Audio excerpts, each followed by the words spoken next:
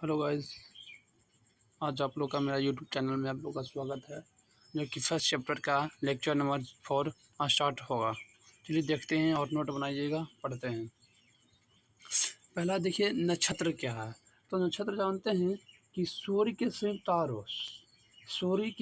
तारों के समूह को क्या बोलते हैं, नक्षत्र बोलते हैं। मतलब कहता है कि सूर्य है और सूर्य के बगल में जितना भी छोटे छोटे हैं, तो सूर्य के सिर्फ तारों के समूह को, तारों को क्या कहते हैं, समूह को क्या बोलते हैं, नक्षत्र बोलते हैं। क्या बोलते हैं, नक्षत्र।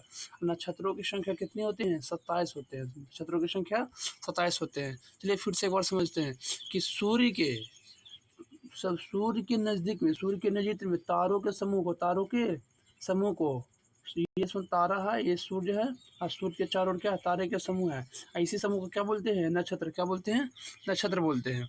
नक्षत्रों की संख्या होते हैं 27। कितने होते हैं, नक्षत्रों की संख्या होते हैं 27 होते हैं। ये देखते हैं, सूर्य एक महीने में 2.25 नक्षत्र को पार करता है। कहता सूर्य है जो बहुत सारे नक्षत्र है, ये नक्षत्र है। सूर्य एक महीने में 2.25 नक्षत्र को पार करता है। भारतीय ज्योतिष पर इसका प्रभाव देखा जाता है। भारतीय ज्योतिष पर इसका प्रभाव देखा जाता है। जैसे हम लोग कहते हैं कि इन नक्षत्र में बहुत सारे नक्षत्र देखा जाता है, जन्म से बहुत सारे नक्षत्र देखा जाता है, तो ये प्रभाव देखा जाता है। इसमें देखिए, भारतीय ऋषि मुनियों ने 28वें नक्षत्र को अभिजीत को भी अब परिकल्पना कहता है कि हम लोग जानते थे कि 27 नक्षत्र है, मगर अब भारत ऋषि मुनियों ने एक 28वें नए नक्षत्र को अभिजीत कर लिया है। कुछ प्रमुख नक्षत्र हैं जिसमें चित्रा, हस्त, विशाखा, श्रवण, धनिष्ठ, माघा, आद्रा, अनुराधा, रोहिणी आदि। कहता है कुछ नक्षत्र हैं जिसका देखिए ये नाम दिया हुआ है। जिसे आप लोग जानते हैं कि घर में बहुत सारे फैमिली होते हैं, बहुत सारे फैमिलियों में सभी को नाम पता हम लोग का नहीं है। जो मुख्य होते हैं, प्रमुख होते हैं, इसको हम लोग नाम जानते हैं। ऐसे ही नक्षत्र 28 होते हैं, 27 हैं। एक नया जीता है, 28वें नक्षत्र है। इसमें से हम लोग कुछ नक्षत्र के नाम जाने हैं, चित्रा, हस्त, विशाखा, श्रवण, धनिष्ठ, माघा, आद्रा, अनुराधा, रोहिणी आदि।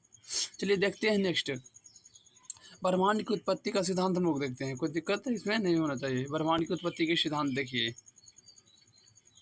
कहता है बेल्जियम के पादरी जॉर्ज लेमेंतियर ने, कहता है कि बेल्जियम के एक पादरी थे, इसका नाम था लेमेंतियर। क्या थे, लेमेंतियर। महाविस्फोटक मतलब बिग बैंग थ्योरी के सिद्धांत 1927 इसमें दिया था।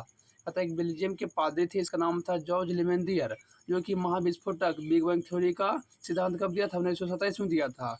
इसके अनुसार 15 बिलियन वर्ष पहले एक अति उच्च घनत्व वाले एकांक, कहता है एक अति उच्च घनत्व वाले एकांकी परमाणु या पिंड में महाविस्फोट हुआ। क्या हुआ, एक परमाणु, एक तरह इतना परमाणु था और कुछ समय बाद 15 सालों बाद क्या हुआ, विस्फोट हुआ। क्या हुआ, विस्फोट हुआ तो छितराएगा, टूटेगा, बहुत सारे भाग में क्या हुआ, टूटेगा। इसका छोटा कण क्या होगा, छितरा जाएगा।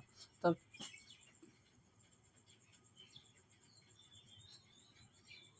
तो क्या हुआ, महाविस्फोट हुआ, जिसके फलस्वरूप यहाँ इलेक्ट्रॉन, प्रोटॉन और न्यूट्रॉन निकला। क्या निकला, इलेक्ट्रॉन, प्रोटॉन और न्यूट्रॉन। जानते हैं कि इलेक्ट्रॉन पर नेगेटिव चार्ज होते हैं, प्रोटॉन पर प्लस होते हैं और न्यूट्रॉन पर 0 चार्ज होते हैं। न्यूट्रिनो आदि का निर्माण हुई।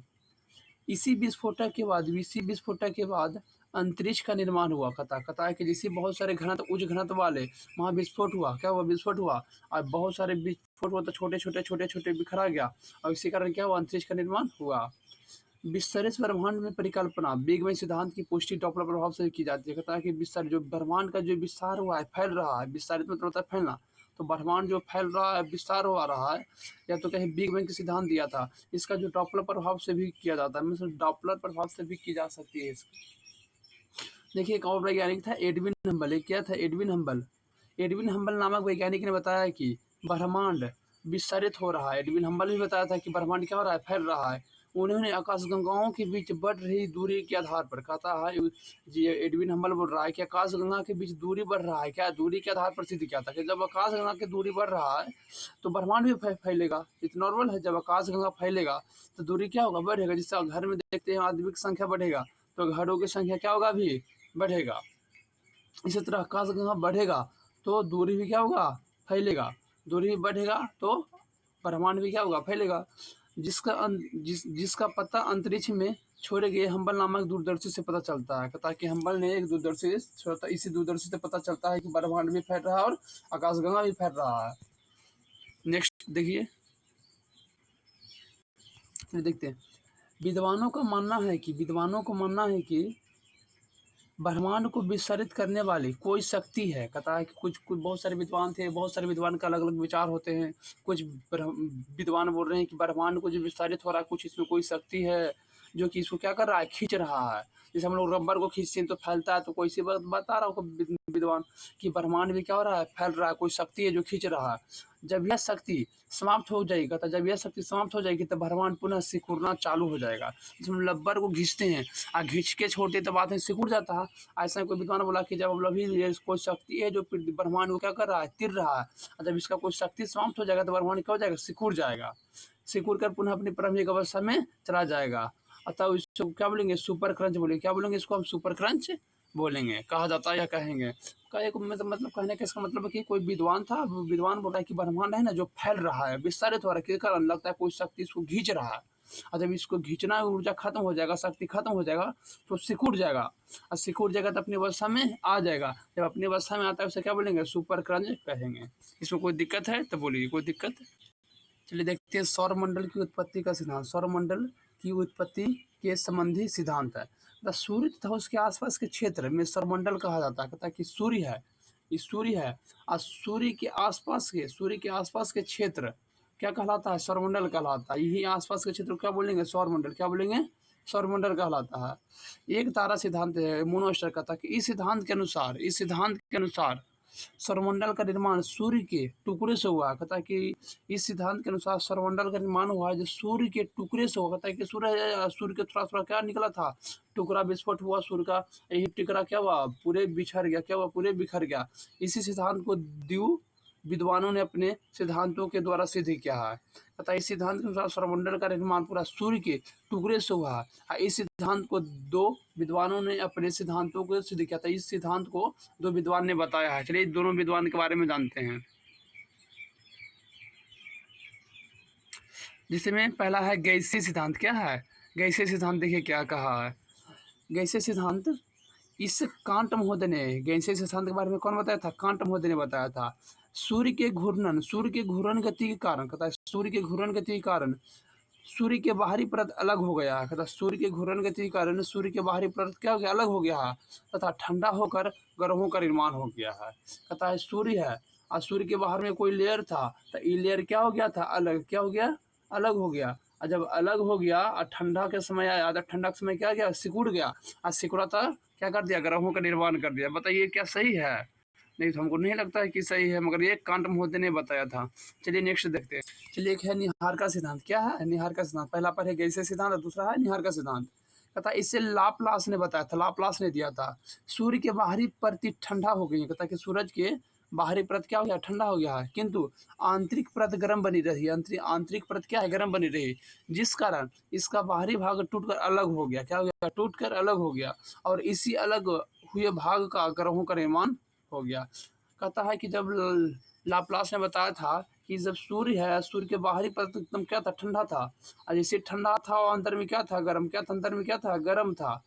जब अंदर वाला बाहर अलग हो गया, क्या कहता है, सूर्य के बाहरी परत ठंडी हो गई, किंतु आंतरिक परत गर्म बनी रही, जिसके कारण बाहरी भाग क्या हो गया, टूट गया, बाहरी भाग क्या हो गया, टूट गया, और जैसे टूटा तो बाहरी में क्या हो गया, बिखर गया, और बिखरा तो क्या हो गया, इसी कारण क्या हो गया, ग्रहों का निर्माण हो गया। जैसे हम लोग देखते हैं आलू का ऊपरी भाग देखते हैं कभी कभी एकदम ठंडा रहता है, मगर जैसे आलू को जब हम लोग तोड़ते हैं बीच से, तो देखते हैं कि छोटा छोटा बिखर जाता है, और एकदम गर्म रहता है, जिसे हम लोग मुंह में लेते हैं जिसे एकदम बिक देते हैं। इसी तरह हम सूरज कहा कि सूरज के बाहरी परत ठंडा था, आंतरिक परत गर्म था, और सूरज के बाहरी परत ठंडा होकर निकला बाहर से, उड़ गया, निकला गया, टूट गया, तो क्या हो गया, बिखर गया, ग्रहों का निर्माण कर दिया। कौन बताया था, लाप्लास ने बताया था। कौन सिद्धांत पर, निहार का सिद्धांत पर।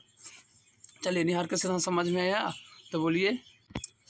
इन दोनों सिद्धांतों को नकार दिया गया। कहता है इस दोनों सिद्धांत था, निहार का सिद्धांत और गैसीय सिद्धांत को नकार दिया गया, मगर माना नहीं, क्योंकि ग्रह की संरचना सूर्य की संरचना क्या अलग है। सही बताया गया है कि सूरज की संरचना, ग्रहों की संरचना क्या है, बहुत ही अलग है। तो निहार का सिद्धांत और गैसीय सिद्धांत को क्या कर दिया गया, नकार दिया गया, इसका माना होना कोई माना नहीं। चलिए एक है द्वैतवारक सिद्धांत है। इस सिद्धांत के अनुसार सौरमंडल का निर्माण, कहता है इस सिद्धांत के अनुसार सौरमंडल का निर्माण दो तारों से हुआ है। इस सिद्धांत को द्विव विद्वानों ने प्रमाणित किया। कहता है कि जो है ड्यूल स्टार थ्योरी है, द्वैत तारक सिद्धांत है, जिसका दो विद्वानों ने फिर प्रमाणित किया है। पहला है चेम्बरलिन, क्या है चेम्बरलिन। तो इसके अनुसार सूर्य के समीप, कहता है सूरज के समीप एक विशाल तारा था। एक सूरज है और सूरज के समीप क्या है, विशाल तारा है, जो कि गुरुत्वाकर्षण के कारण सूर्य के ऊपरी भाग टूट गया। अब यहाँ से आकर्षण करेगा तो सूर्य के बाहरी परत क्या हो गया, टूट गया, बाहरी परत क्या हो गया, टूट गया, जिससे सौरमंडल का क्या हो गया, निर्माण हो गया, क्या हो गया, निर्माण हो गया। चलिए फिर से हम लोग समझते हैं, देखिएगा कि ये भाई जो चेम्बरलिन था जो कहा कि सूरज के सिर्फ ये सूरज है, क्या है ये सन है, ये क्या है सन है, और सन के सिर्फ कोई एक और क्या था, एक और तारा था, और जो कि गुरुत्वाकर्षण बल के कारण जो बाहरी परत था, जो गुरुत्वाकर्षण बल का क्या हो गया, टूट गया, क्या हो गया, टूट गया। और इसी तरह क्या हो गया, सौरमंडल का निर्माण हो गया। और जब सौरमंडल का निर्माण हो गया तो इसीलिए कौन बताया था, चेम्बरलिन बताया था। कौन बताया था, चेम्बरलिन ने बताया। नेक्स्ट देखिएगा दूसरा सिद्धांत है जीन्स, क्या है जीन्स ने बताया था कि सूर्य के समीप एक बहुत बड़ा सा तारा था, बहुत बड़ा सा तारा था, सूर्य के समीप क्या बहुत सारा बड़ा तारा था, जिसके गुरुत्वाकर्षण बल के कारण, गुरुत्वाकर्षण बल के कारण सूर्य के ऊपरी भाग क्या हो गया, अलग हो गया, और यह तारा सूर्य के समीप आ गया। क्या हो गया, यह तारा सूर्य के समीप आ गया, तो उसके बहुत बड़े भाग सूर्य से अलग कर दिया गया, बहुत बड़े भाग सूर्य से अलग कर दिया गया, जिससे बड़े ग्रहों का निर्माण हो गया। पता है कि सूरज था और सूरज से एक बड़ा सा ग्रह था, ये सूरज था, और जैसे सूरज के बाहरी भाग से आकर्षण हुआ, टूट गया था, कुछ छोटा बना कुछ बड़ा बना, तो बड़ा बड़ा भाग अलग हो गया, बड़ा बड़ा भाग क्या हो गया, दूर चल गया, छोटे छोटे भाग क्या हो गया, सूरज के समीप आ गया, और इसी तरह तारा का क्या हो गया, निर्माण हो गया। इन दोनों सिद्धांतों को नकार दिया गया, मतलब यो दोनों सिद्धांतों को क्या कर दिया गया, नकार दिया गया, माना नहीं है, क्योंकि ग्रहों की संरचना सूर्य से क्या है, बिल्कुल भिन्न है। मतलब द्वैतवारिक सिद्धांत ही माना गया नहीं, क्योंकि दोनों चेम्बरलिन और जीन्स बताया था दोनों एक ही था, मगर दोनों सूरज के, देखिए सूरज का अलग नेचर है और बहुत सारे तारों का नेचर अलग है, मगर जो दोनों बता रहा है सूरज के समीप बता रहा था, मतलब क्या दोनों का बात माना गया नहीं। चलिए देखते हैं नेक्स्ट, चलिए देखते हैं द्युत सिद्धांत के बारे में बताया गया। देखिए इस सिद्धांत के अनुसार सौरमंडल का निर्माण करता है, द्युत तारा सिद्धांत के अनुसार, इस सिद्धांत के अनुसार सौरमंडल का निर्माण सूर्य के अतिरिक्त दो तारों से हुआ। कहता यही कह रहा है कि जो सौरमंडल का निर्माण हुआ है जो सूर्य के अतिरिक्त दो तारों से हुआ है। इस सिद्धांतों को लिटिलटन ने दिया था। कहता है कि सूरज था और सूरज के पास दो तारा था, इसी के अतिरिक्त दो तारों था, इसी के दो तारों से हुआ है बहुत सारे ग्रहों का निर्माण। इस सिद्धांत कौन दिया था, लिटिलटन ने दिया था। इसके अनुसार सूर्य के अतिरिक्त दो तारों थे, जिसमें से एक तारा विस्फोट हो गया, एक तारा क्या गया, विस्फोट हो गया, और सूर्य के गुरुत्वाकर्षण से वह सूर्य के समीप आ गया और उससे ग्रहों का निर्माण हुआ, जबकि दूसरा तारा ब्लैक होल में विलीन हो गया। इस सिद्धांत को मान्यता प्राप्त है कि वर्तमान में ग्रह का स्वरूप विस्फोटक तारा के समान है। चलिए फिर से समझते हैं, आप लोगों ने समझे तो बताते हैं फिर से। चलिए देखिए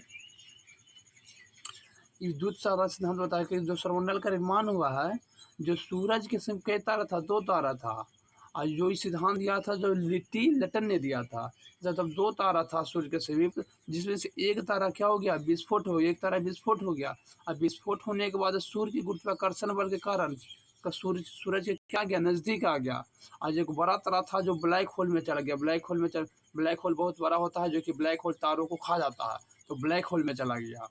इस सिद्धांत को मान्यता प्राप्त हुआ, तो इसी सिद्धांत को क्या हो गया, मान्यता प्राप्त हो गया, और वर्तमान में ग्रहों का स्वरूप इसी पर किया गया है। यही है विस्फोटक तारा, ये है क्या, विस्फोटक तारा का क्या था, समान था। चलिए समझ में आया द्युत सिद्धांत, डबल स्टार थ्योरी। देखिएगा नेक्स्ट, देखिए ये क्या था, सूरज था, देखिए बताते हैं, ये सूरज था और सूरज में क्या था, दो तारा था, दो तारा में कोई एगो तारा विस्फोट हुआ होगा, अब विस्फोट हुआ तो छोटे छोटे कण कहाँ चल गया, सूरज की समीप चल गया, और जो बड़ा तारा था जो ब्लैक होल के पास चला गया। वही कौन बताया था, लिटिलटन ने बताया था। चलिए समझ में आया, तो ठीक है नेक्स्ट देखिए। चलिए सौरमंडल देखिए, सौरमंडल क्या देखिएगा, सूर्य तथा उसके आसपास ग्रहों, उपग्रहों, क्षुद्रग्रह, धूमकेतु, उल्कापिंड, उल्काओं, संयुक्त समूह, आकाशीय पिंडों के समूह को क्या बोलते हैं, सौरमंडल बोलते हैं। मतलब सौरमंडल होता है जो सूरज के समीप जितना भी ग्रह हो, उपग्रह हो, क्षुद्रग्रह हो, धूमकेतु हो, उल्काओं हो, इसको क्या बोलेंगे, सौरमंडल बोलेंगे। मतलब सूरज के समीप जो भी जितना तारा है, क्षुद्रग्रह, उल्कापिंड, धूमकेतु, ग्रह, जो भी है, इसको क्या बोलेंगे, सौरमंडल बोलेंगे। मतलब सूरज के एक परिवार बोलेंगे, जो सूरज के परिवार को बोलेंगे, क्या बोलेंगे, सौरमंडल बोलेंगे। चलिए देखिएगा नेक्स्ट, सौरमंडल की उत्पत्ति देखिएगा। तो सौरमंडल की जो उत्पत्ति है, सौरमंडल की उत्पत्ति से संबंधित ज्वारीय परिकल्पना का प्रतिपादन अंग्रेज वैज्ञानिक जेम्स जीन्स ने 1919 में कहता है कि ज्वारीय परिकल्पना प्रतिपादन कौन क्या था? एक अंग्रेजी विद्वान था, इसको बोलते हैं जेम्स जीन्स बोलते थे, 1919 में क्या था? सौरमंडल प्रणाली की खोज कॉपरनिकस ने किया था। बताओ, कहता है कि सौरमंडल प्रणाली की खोज किसने किया था? कॉपरनिकस ने। इसमें मेन पॉइंट है, कॉपी में लिखिएगा कि सौरमंडल प्रणाली का खोज कॉपरनिकस ने किया था। कॉपरनिकस ने अपनी पुस्तक लिटिल कम्युनिटी में बताया था, लिटिल कम्युनिटी में बताया था कि सूर्य है जो ब्रह्मांड के केंद्र में है। सूर्य कहाँ है? ब्रह्मांड के केंद्र में है। ग्रह इसकी परिक्रमा करता है। कहता है कि ये पूरे ब्रह्मांड है, ब्रह्मांड में क्या है? सूरज है। ऐसे बहुत सारे छोटे छोटे तारा है, धूमकेतु है, सब क्या है? सूरज के चारों चक्कर लगाता है। अच्छा, ये हाँ, सूर्य केंद्र सिद्धांत पर है। क्या है? सूर्य केंद्रित सिद्धांत पर है। ये बात तो सही बताया है कि जो सौरमंडल का प्रणाली का खोज कॉपरनिकस ने किया था। कॉपरनिकस ने बताया था कि सूरज जो ब्रह्मांड के कहाँ है? सेंटर में है। इसी सूर्य के चारों ओर सब ग्रह उपग्रह सब क्या करते हैं? घूमते हैं। चलिए देखते हैं। सूर्य के किरण दोपहर की तुलना प्रातः काल में कम गर्म होते हैं। सही है, सूर्य की किरणें होते हैं दोपहर की तुलना में प्रातः काल में होते हैं, क्या होते हैं? कम गर्म होते हैं। क्योंकि दोपहर की तुलना में प्रातः काल की किरण ज़्यादा लंबी दूरी तय करते हैं। क्योंकि दोपहर की तुलना में दोपहर में होते हैं कि एकदम सीधे अट्रैक्ट आ जाते हैं। सूरज यहाँ रहता है, यहाँ आज दोपहर की तुलना में क्या होता है? सूरज की रोशनी बहुत देर तक दूरी ज़्यादा बढ़ जाता है। तो इसका सूरज की दूरी का ज़्यादा दूरी बढ़ना मतलब थोड़ा नॉर्मल कम गर्म होना, इसलिए प्रातःकाल की किरण में ज़्यादा लंबी दूरी तय करती है। सौरमंडल के सभी पिंड, कहता है सौरमंडल के सभी पिंड सूर्य के चक्कर दीर्घवृत्ताकार मार्ग पर लगाते हैं। कहता है कि सूर्यमंडल के जितना भी ग्रह है, पिंड है, जो क्या रहता है? दीर्घवृत्ताकार ऐसा है, ये दीर्घवृत्ताकार पर चक्कर लगाता है, दीर्घवृत्ताकार पर चक्कर लगाता है, दीर्घवृत्ताकार पर चक्कर लगाता है। कोई दिक्कत इसमें? चलिए नेक्स्ट देखते हैं हम लोग। चलिए देखिएगा, चलिए सूर्य के बारे में देखते हैं थोड़ा सा।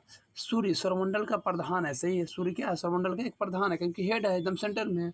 सूर्य क्या है? वो 15 अरब वर्ष है। कितना है? 15 वर्ष है।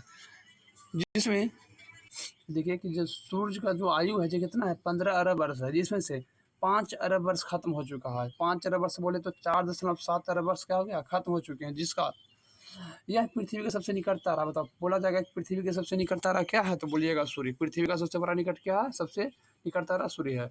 सूर्य का सबसे निकट तारा, कहता है कि सूर्य की भी सबसे निकट तारा कौन है? प्रॉक्सिमी सेंचुरी है।